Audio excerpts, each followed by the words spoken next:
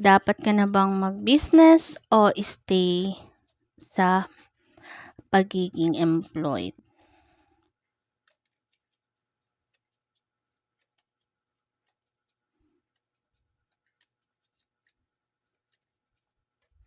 Okay, so ito ay para sa mga nagdadalawang isip na, "Ate Ja, baka ito na yung time para naman ako ay mag-business pero I'm not sure kung para nga ba sa akin yon or mag-stay pa rin ako as employed, no, or employee." So we have the Justice in reverse, Knight of Pentacles, Seven of Wands, Ten of Swords in reverse, and last is Three of Wands in reverse. No? So we have the Justice in reverse.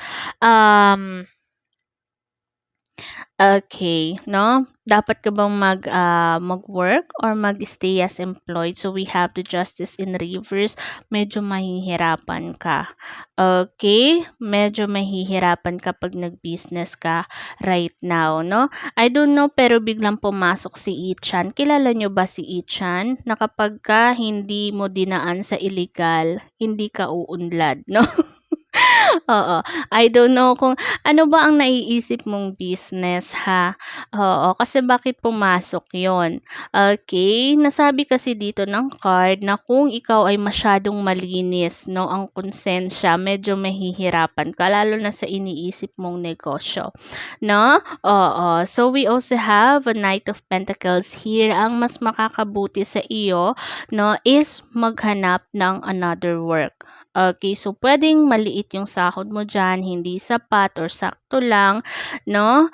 Oo, and also we have a Seven of Wands and Ten of Swords in reverse, and last is Three of Wands in reverse. Alam mo, ikaw yung tipo ng tao na sobrang law-abiding citizen, 'no, tama ba?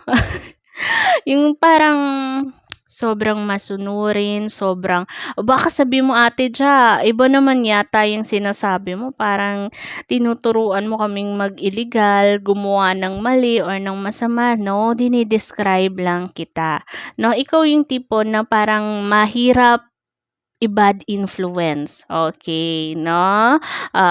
Kasi we have a Seven of Wands and Ten of Swords in reverse, no? Alam mo yon, parang ikaw yung perfect employee, 'no? Oo, mas mas gano'n ka, talagang dedicated ka sa trabaho mo, 'no? Puwede ngang na-awardan ka na Best Employee of the Year or month, 'no? Oo, although hindi gano'n kakabisado ni Ate Jai yung mga ganyan, na positions when it comes sa corporate or sa trabaho, 'no? Pero again, gano'n ka ka-dedicated, 'no? Oo, so nakikita ko dito na parang mas maganda, 'no, based sa ating tarot cards na maghanap ka ng ibang trabaho na mako-compensate ka ng tama. Okay, rather than diyaan sa trabaho mo ngayon. Okay, kung nagbabalak ka naman mag-ibang bansa, we have a Three of Wands in reverse, 'no? Medyo mahihirapan ka pagdating diyan. So, i-try mo muna yung local. Okay, mag-try ka muna ng local or kung gustong-gusto mo talaga, siyempre gusto mong umunlad or kumita ng dolyares, puwede kang mag-VA. Pero kung gusto mong umalis, mag-abroad, medyo mahihirapan ka pa diyaan sa ngayon. So, ang mas maganda dito, 'no, again, na, dito muna sa local. Okay, okay, so sinasabi dito again na huwag ka munang magnegosyo dahil masyadong pure ang iyong pagkatao, 'no? I don't know again kung ano yung naiisip mong, business venture, 'no? Oo, pero kasi, oo, masyado kang perfect, 'no, na employee, 'no? Ang gawin mo lang is humanap ka ng properly na magko-compensate sa'yo lalo na sa skills mo, sa effort mo, okay? Even, pakikipagtsismisan, pakikipag-backstab, 'no, hindi mo 'yan ginagawa, no? Oo, lalo na sa mga katrabaho mo. Oo, madalang, madalang mong gawin 'yan kasi we have a Ten of Swords in reverse here. Parang ewan ko kung takot ka sa karma or madali kang makihalubilo, maka-adapt, or sanay ka na sa mga ganong drama. Pero nakikita ko dito na you're very good employee, no? Award ka talaga. Okay?